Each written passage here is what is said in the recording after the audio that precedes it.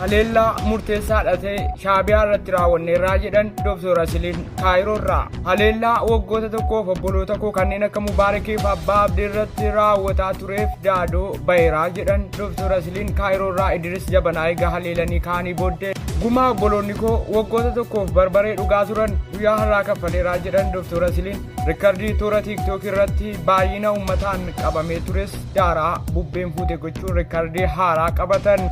Haleellaa murteessaa ta'e Eertiraanota irratti guyyaa har'aa taasifneen guutummaan guutuutti akka milkoomnuuf kanneen shoora taphattanis galatoomaa jedhan.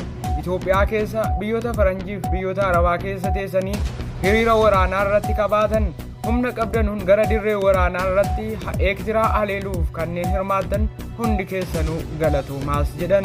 Haleellaa murteessaa ta'e mileenaan haleelleerraa jedhan qaanfachiifnee yookaan saalfachiifnee galchineerraa jedhan.